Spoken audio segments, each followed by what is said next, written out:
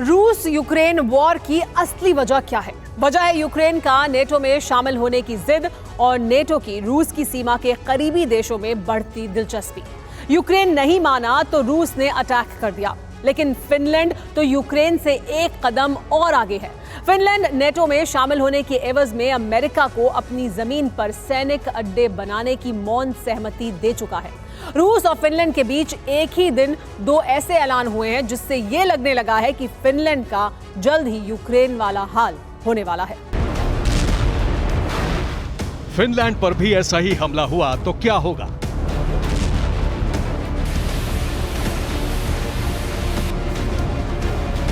Finland भी Ukraine की तरह जल उठा तो अमेरिका क्या करेगा?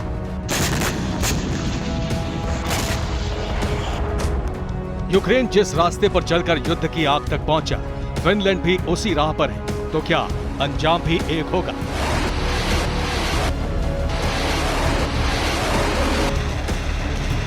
यूक्रेन की जमीन पर बरसते बम और मिसाइल में अमेरिका के लिए खोने को कुछ नहीं था, लेकिन फिनलैंड पर एक भी मिसाइल गिरी तो अमेरिका और नेटो देश रूस के खिलाफ एक्शन लेने पर मजबूर क्यों हो जाएंगे? फिनलैंड की फिर से चर्चा में आने की दो वजह हैं। दो ऐलान है जिसने रूस और नेटो दोनों की टेंशन बढ़ा दी।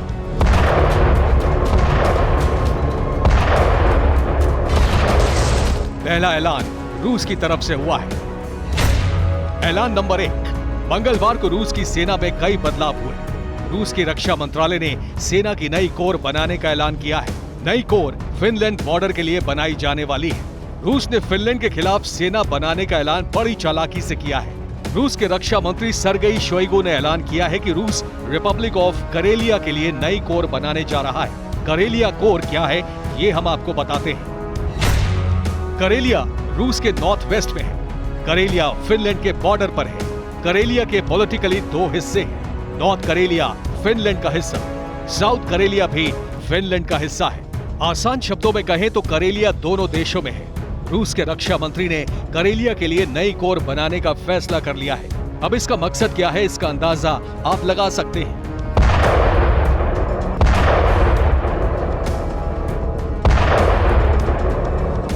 मंगलवार को रूस में नई कोर का ऐलान हुआ तो दूसरी तरफ मॉस्को से बहुत दूर एक और ऐलान किया गया। ऐलान नंबर 2, ईयू ने फिनलैंड में नया बेस बनाने का ऐलान किया। फिनलैंड में न्यूक्लियर हमले से मुकाबले का भंडार बनेगा। जैविक हथियारों से मुकाबले का भी गोदाम फिनलैंड में होगा। फिनलैंड में हथियार, उपकरण और जरूरी सामान रखे जाएंगे। बाल्टिक रीजन में कहीं भी न्यूक्लियर अटैक से निपटने का इंतजाम होगा। जिस आशंका से रूस में सबसे ज्यादा बौखलाहट है, पुतिन नेटो की जिस स्ट्रैटेजी को नाकाम करना चाहते हैं, फिनलैंड के लिए वो ऐलान किया जा चुका है। जाहिर है अब फिनलैंड रूस के टारगेट पर है।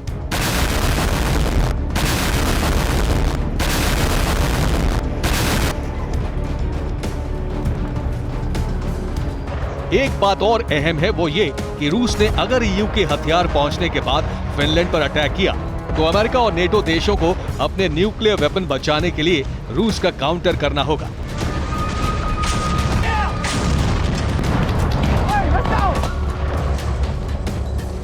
फिनलैंड में अमेरिकी सैन्य अड्डों के साथ साथ सीक्रेट परमाणु हथियार ठिकाने बनाने की तैयारी की जा रही है।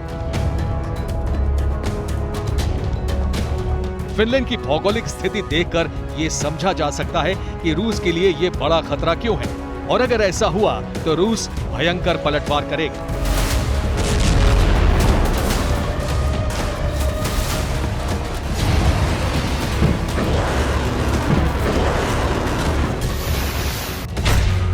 रूस की सीमाएं Ukraine, Belarus, Lithuania, Latvia, Estonia और फिनलैंड से मिलती है। यानी फिनलैंड और रूस के बीच कोई बफर जोन नहीं है, सीधे सीधे रूस का पड़ोसी देश है। फिनलैंड की सीमाओं पर रूस के नजदीक नेटो के सैन्य ठिकाने बनाने का मतलब है रूस पर सीधा हमला। यहाँ के सैन्य ठिकानों से अमेरिका की हाइपरसोनिक मिसाइलें कुछ ही सेकंड में मॉस्को पर बारूद बरसा सकती हैं।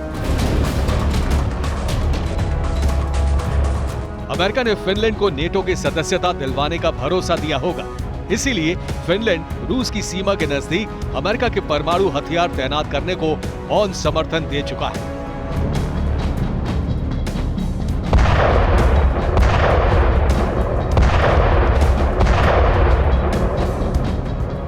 लेकिन ये भी तय है कि पुतिन फिनलैंड में अमेरिका की एंट्री को रोकने के लिए किसी भी हद तक जा सकते हैं और यूक्रेन से ज्यादा बड़ा हमला फिनलैंड पर हो सकता है। Bureau report, TV9 Bharatvarsh.